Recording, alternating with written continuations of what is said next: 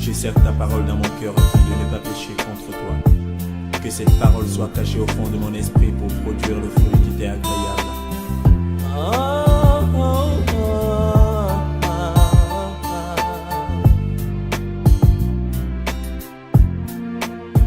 Plus que jamais j'aime ta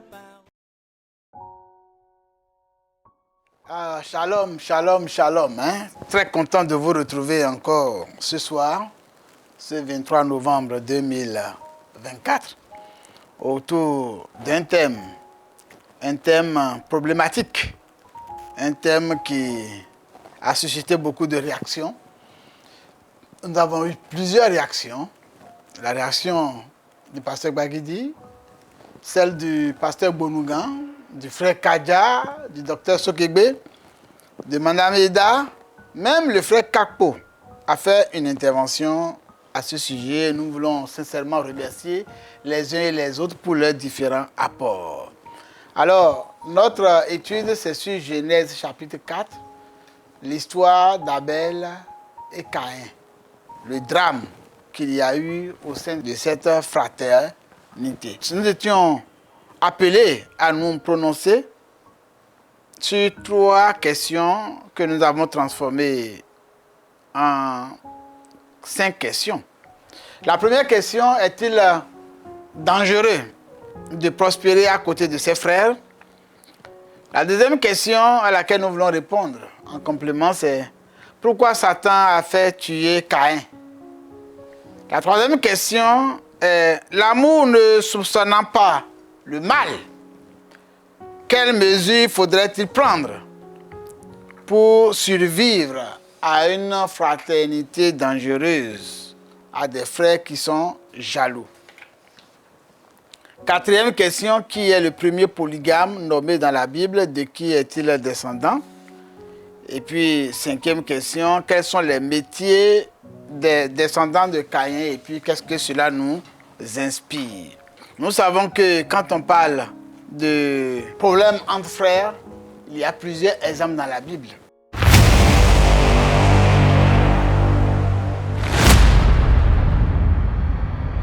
En dehors de l'exemple de Caïn et d'Abel, il y a celui de Joseph et ses frères.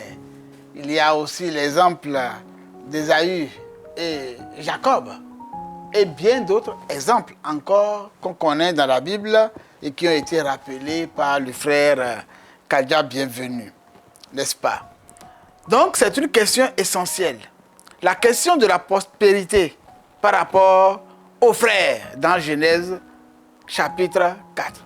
Je crois que quand on regarde bien ce texte-là, on fait certaines constatations, des constatations qui évoluent. Le premier constat, c'est que Abel prospère spirituellement. Dieu a agréé son offrande. Et parce que Dieu a agréé son offrande, ça lui a créé des soucis. Et Caïn en est mort. Au point où certains se posent la question de savoir, est-ce que Dieu ne savait pas que cela lui créerait des problèmes? Et pourquoi donc il a agréé et cela a été manifeste aux yeux de Caïn? Bon, les pourquoi et les comment, Dieu sait les répondre. Et quand nous serons face à lui, il va nous donner toutes les réponses. C'est ce qu'on nous a rappelé tout à l'heure. Qui sommes-nous pour poser des questions même à Dieu? En langue africaine, Kabio aussi, en Yoruba, c'est-à-dire qu'il n'y a pas celui qui peut lui poser des questions. Il est souverain, il fait ce qu'il veut. Donc, Abel prospère spirituellement. Et puis, Caïn, lui, son offrande n'est pas agréée, il en est frustré. Il est frustré parce qu'il compare son offrande qui n'est pas agréée à l'offrande de l'autre qui est agréée. Donc, il est frustré. Dieu rejette son offrande, mais ce rejet semble lié à l'attitude du cœur de Caïn, plutôt qu'à la nature de l'offrande. Bon, c'est ce que certains peuvent penser. Mais en fait, il fallait accompagner de cette offrande-là du sang, d'un sacrifice. Ça, nous l'avons déjà dit. Donc, en plus de ce qu'il a offert, c'est pas que ce qu'il a offert est mauvais, mais il manquait le sacrifice, il manquait le sang qui devrait accompagner cela. Alors, au lieu de chercher à s'améliorer, il nourrit de la jalousie envers son frère. Après ça, le drame est né de la comparaison. Donc, il ne faut pas se comparer aux autres. Si tu te compares aux autres, envie de pouvoir progresser, c'est bon. Mais si tu te compares aux autres et que tu en es frustré, c'est pas bon. Caïn ne supporte pas le succès spirituel d'Abel, ce qui le pousse à la violence. Les enseignements que nous devons tirer de ce moment-là, c'est que prospérer peut susciter des tensions. Si tu vois que tu prospères, attention, ça peut susciter des tensions et il faudrait prendre conscience. La prospérité matérielle ou spirituelle peut être une source de jalousie ou de conflit. Si elle est mal comprise ou si les relations entre frères manquent de communication et d'harmonie. Cela rappelle que la jalousie est une tentation universelle qui peut naître dans les relations proches. Donc, ceux qui sont proches de toi peuvent être bien jaloux. Le premier enseignement, c'est que prospérer peut susciter des tensions.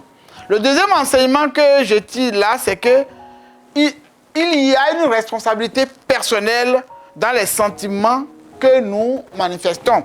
Puisque Dieu a averti Caïn, il lui a dit, si tu fais bien, ne relèveras-tu pas la tête? Mais si tu ne fais pas bien, si tu fais mal alors, le péché se couche à la porte et ses désirs se portent vers toi. Mais toi, domine sur lui.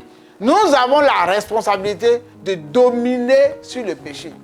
Même si la jalousie, les mauvais sentiments arrivent, nous animent, nous devons prendre nos responsabilités et dominer sur le péché. Cela montre que chacun est responsable de ses réactions face à la réussite des autres. Donc, si tu vois quelqu'un réussir, domine sur tes sentiments. Troisième enseignement, notez, c'est que prospérer, il faut le faire avec sagesse. Il est possible de prospérer sans créer de tension. Si on cultive l'humilité face à ses réussites, si tu cultives l'humilité, quand tu réussis là, si tu cultives l'humilité, tu pourras éviter les tensions. C'est pourquoi on encourage, et il faut encourager, d'accord, ceux qui semblent moins prospères pour éviter les comparaisons négatives. Quand vous avez des enfants, il ne faut pas apprécier trop l'un par rapport à l'autre pour éviter des comparaisons. Sinon, ça peut susciter beaucoup de problèmes. Alors, la conclusion partielle que nous pourrons tirer par rapport à cette première question est-il dangereux de prospérer à côté de ses frères? Ce qu'on peut tirer comme conclusion, c'est que il n'est pas intrinsèquement dangereux. Si mon voisin, mon frère a de bons sentiments, pas intrinsèquement dangereux de prospérer à côté de ses frères. Mais cela peut devenir source de conflit si les sentiments comme la jalousie, l'orgueil et l'amertume ne sont pas maîtrisés. L'histoire de Caïn et d'Abel invite à la vigilance. À la vigilance dans les relations fraternelles. Et ça nous invite à chercher à prospérer sans se comparer aux autres, mais en restant centré sur une relation juste avec Dieu et les hommes. La Bible nous conseille d'être prudent comme les serpents et souple comme la colombe. Abel, s'il avait été prudent, s'il avait su se comporter, il aurait pu éviter ce mal. Donc lui aussi, il a manqué de vigilance et il est responsable de son manque de vigilance et de son manque de prudence. Faisons donc attention en ce qui nous concerne pour ne pas périr comme Abel l'a fait en désamorçant les crises de jalousie et en étant prudent comme notre Seigneur l'a fait. Dieu est capable de nous protéger. Je vais y revenir là-dessus, mais nous avons notre part à jouer. La deuxième question, pourquoi Satan a fait tuer Caïn?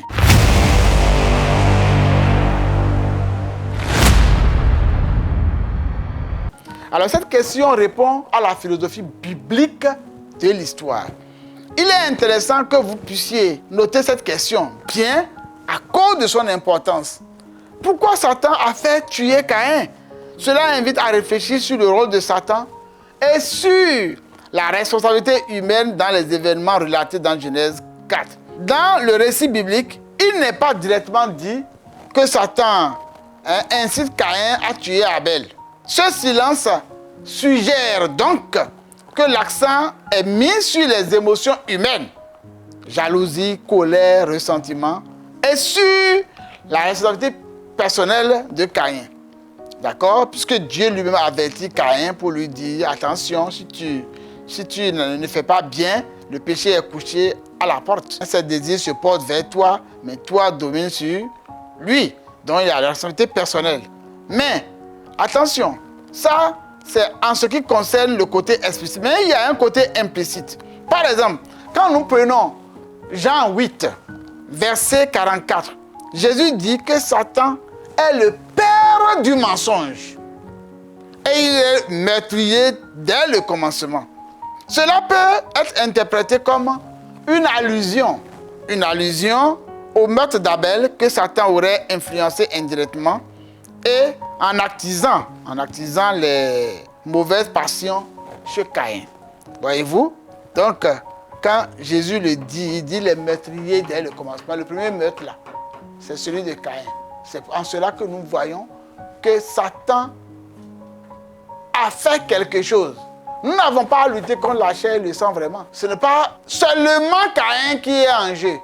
Celui qui a incité Caïn à tuer son frère, c'est Satan. D'ailleurs, 1 Jean 3, verset 12 aussi nous le dit. L'apôtre Jean écrit, ne soyons pas comme Caïn, qui était du malin, donc qui était de Satan, et qui tua son frère. Faisons attention avec nos sentiments. Faisons attention à ne pas laisser des portes ouvertes à Satan en nous.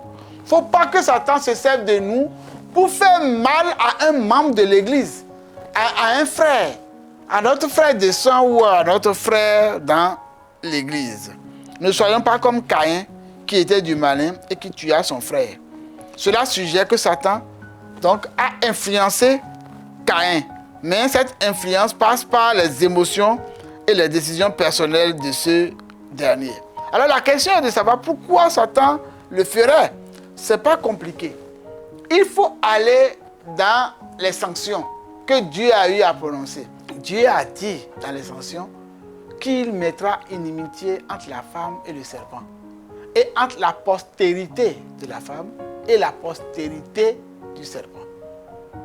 Du coup, lorsque Ève a fait des enfants, Abel et Caïn, celui dont l'offrande a été agréée, c'est Abel. Satan, il a vu à travers Abel celui qui allait lui écraser la tête, celui qui allait le vaincre. Puisque Dieu a annoncé de façon subtile que la descendante de la femme allait écraser la tête au serpent. Mais celui qui va le faire, c'est celui qui est apprécié. Caïn ayant un mauvais cœur déjà noté, donc il fallait tout faire pour éliminer celui qui est bon. Et celui qui était bon, c'était Abel. Voilà pourquoi, évidemment, il a incité, d'accord, Caïn pour pouvoir tuer son frère. Vous voyez, il a écrit dans Hébreux 11, verset 4, que Abel était un homme de foi. Son offrande agréable à Dieu montre qu'il était juste et obéissant. En suscitant sa mort, Satan cherchait à éteindre une lignée fidèle à Dieu. Il voulait éteindre cette lignée fidèle. C'est à cause de ça qu'il a fait. Voyez-vous, ceux qui sont justes doivent savoir qu'ils sont combattus. Ils seront combattus par Satan, qui va utiliser ceux qui se disposent à une telle œuvre. Donc si tu es combattu, mon frère, tu n'as qu'à utiliser les armes offensives et défensives. Tu n'as qu'à être prudent et sage. Et tu verras que tu t'en sortiras. En semant la division entre frères, Satan poursuit son œuvre de destruction, car il sait que la division et le péché éloignent les humains de Dieu. Alors, nous précisons toujours que la responsabilité humaine demeure. D'accord? Alors, l'autre question. L'amour ne soupçonnant pas le mal, quelles mesures faudrait-il prendre?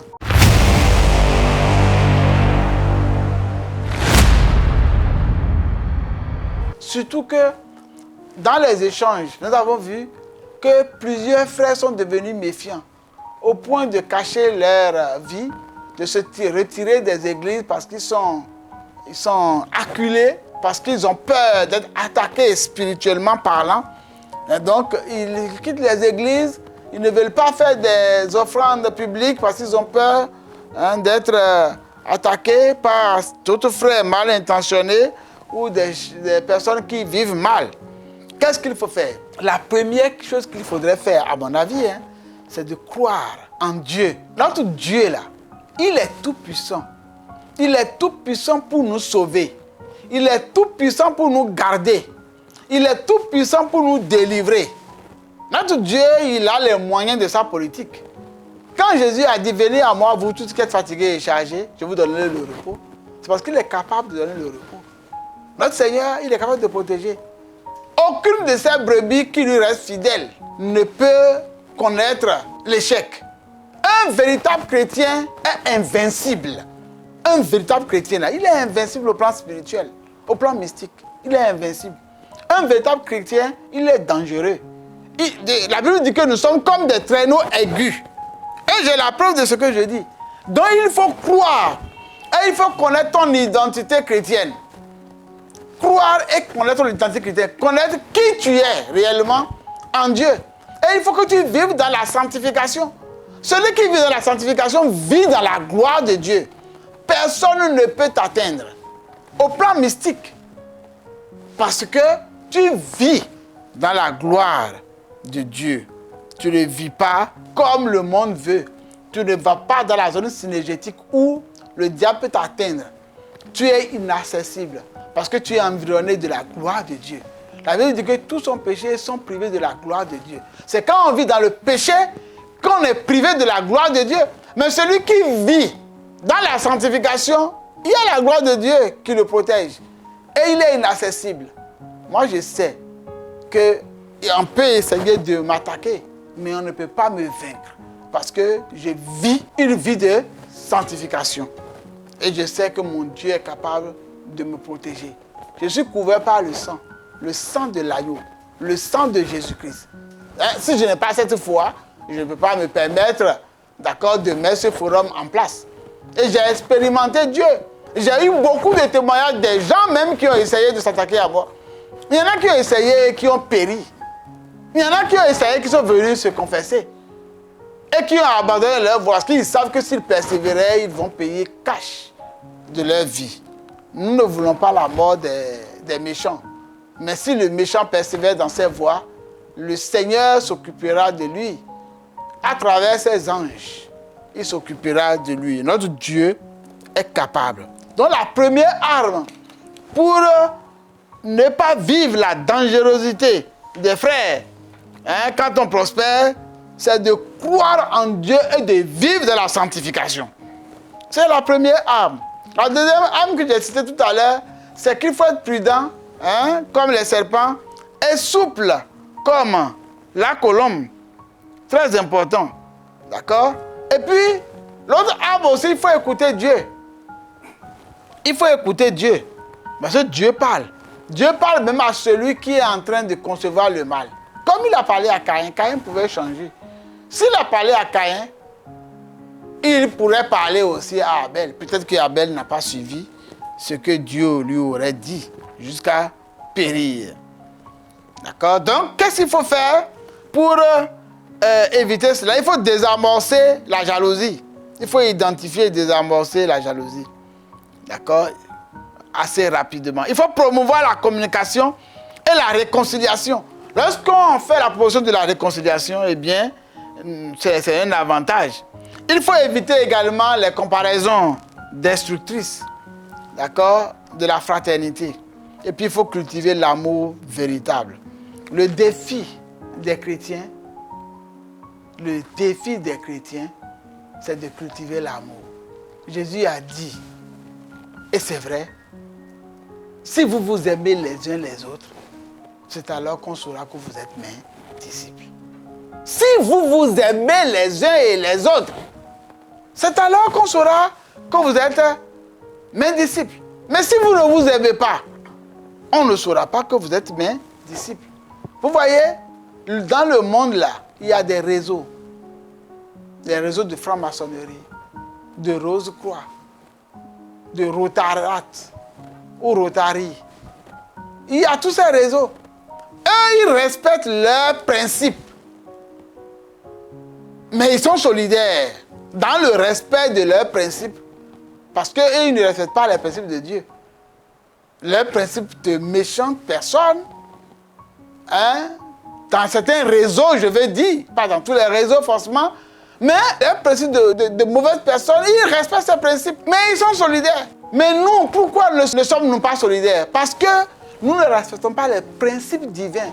Le premier élément du fruit de l'esprit, c'est l'amour. Car le fruit de l'esprit, c'est l'amour, la paix, la joie, la patience, la bonté.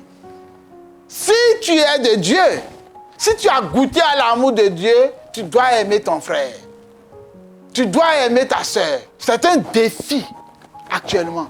Nous devons nous aimer les uns les autres et nous donner des facilités. Nous devons créer des réseaux entre nous et aller au secours des frères. Et non pas les torpiller, et non pas les abattre, et non pas les combattre, et non pas commettre des meurtres. Parce qu'il y a des frères qu'on a éloignés volontairement du ministère, parce qu'on ne les aime pas. Il y a des frères comme ça, des sœurs qu'on a découragées. Il y a par exemple des conseils qui ont été cassés parce que le pasteur a voulu faire ce qu'il veut. Il y a des pasteurs qui ont été balancés ou affectés à l'intérieur du pays dans des zones sous forme de punition. Où est l'amour? Où est l'amour? Nous devons faire la promotion de l'amour au sein de l'Église. Ceux qui ont les moyens doivent aider les plus faibles. Ceux qui ont la possibilité de placer des frères doivent y penser. Parce que si tu es seul à prospérer, que ton frère est dans les difficultés et qu'il n'a pas, ça peut susciter en lui d'autres jalousies. Nous avons une responsabilité et nous devons nous montrer comme étant des frères, comme étant des disciples. Pour échapper au drame comme celui de Caïn et Abel, il faut veiller à la pureté du cœur, cultiver l'amour véritable et désamorcer rapidement la jalousie, la colère et les comparaisons. Ces principes sont fondés sur une relation étroite avec Dieu et une mise en pratique des valeurs chrétiennes dans les relations impersonnelles. L'amour ne soupçonnant pas le mal n'implique pas une naïveté aveugle, mais une vigilance aimante et une maîtrise de soi guidée par l'esprit. Il faut également la foi en Dieu. Savoir que le Dieu que nous protégeons, il peut nous garder. Il faut mener une vie de sanctification, comme nous l'avons dit tantôt, et une vie de prière. Qui est le premier polygame dans la Bible?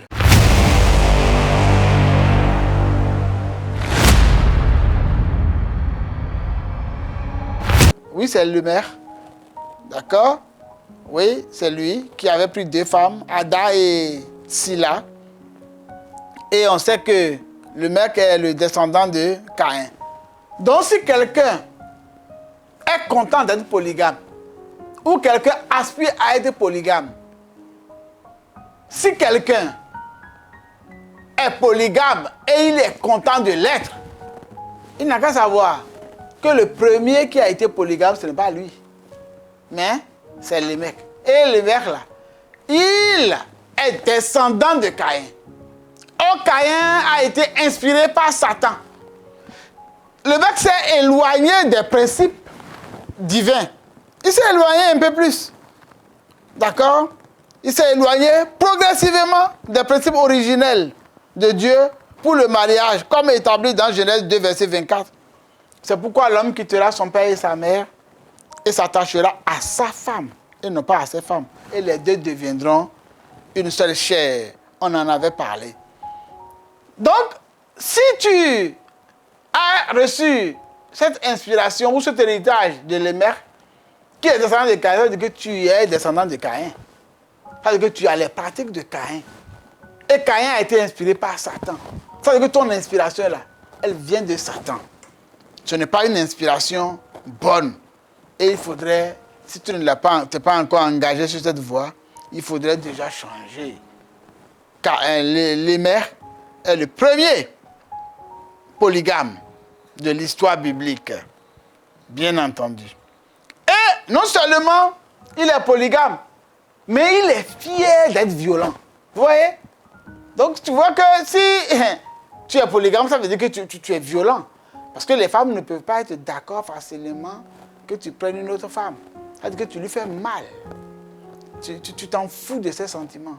Tu fais la promotion de la violence. Vous voyez? Et il chante, hein, il chante à ses femmes.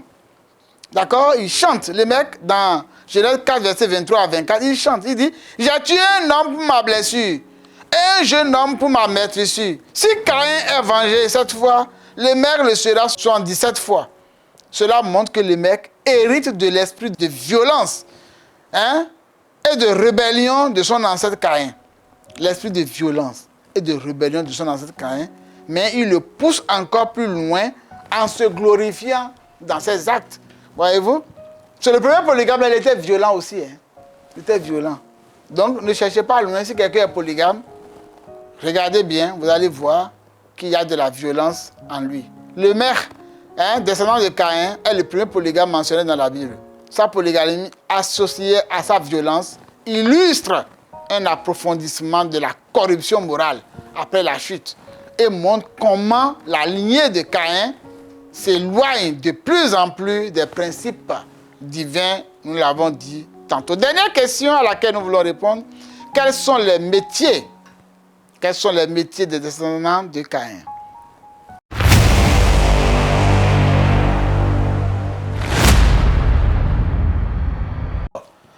Quand on lit Genèse 4, versets 17 à 22, on constate que les descendants de Caïn sont associés à plusieurs métiers et activités qui marquent les débuts de la civilisation humaine.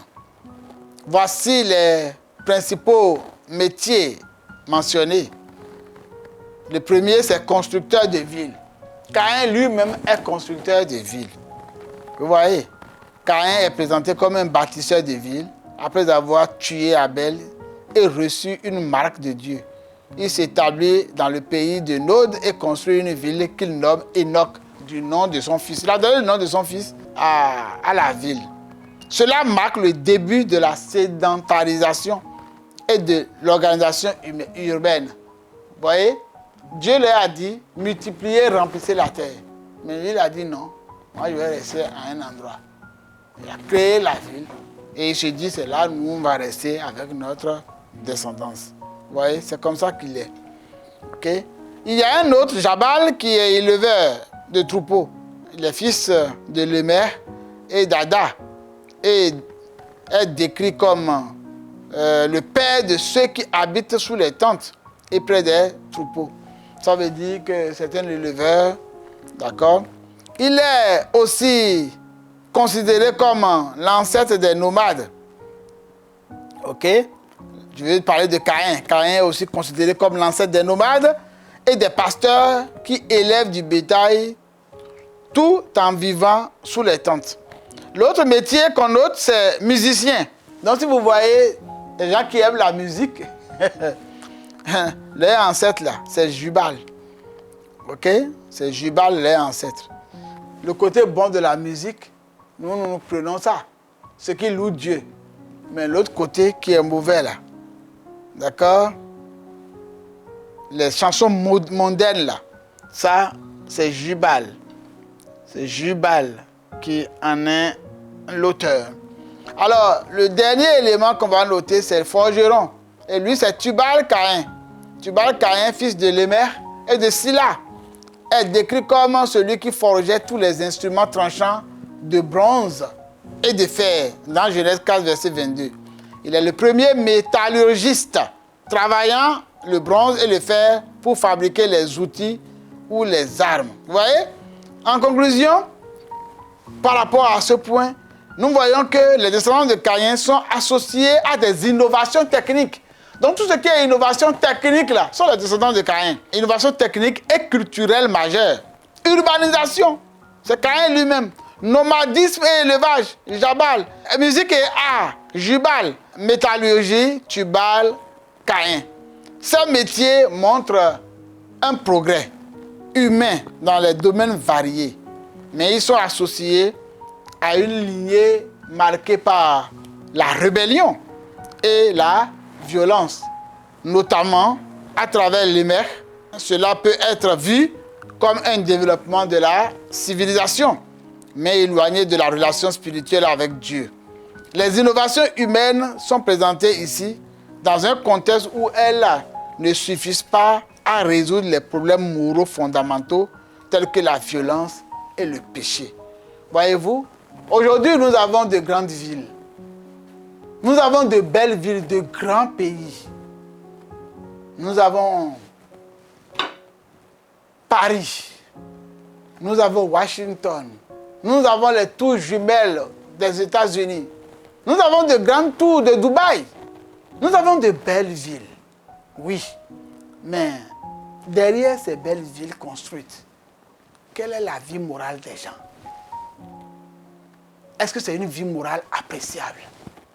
Derrière tous ces hommes qui s'habillent en veste-cravate, tous ces hommes qui sont des patrons d'entreprise, quelle vie morale se cache derrière? Derrière tous ceux qui occupent les positions honorables aujourd'hui. Mais il y a quelle vie morale derrière? Quelle vie morale se cache derrière ces positions? Quelle vie morale se cache derrière ces tenues? C'est quelle vie morale? Nous avons entendu récemment quelqu'un, une autorité d'un pays de l'Afrique.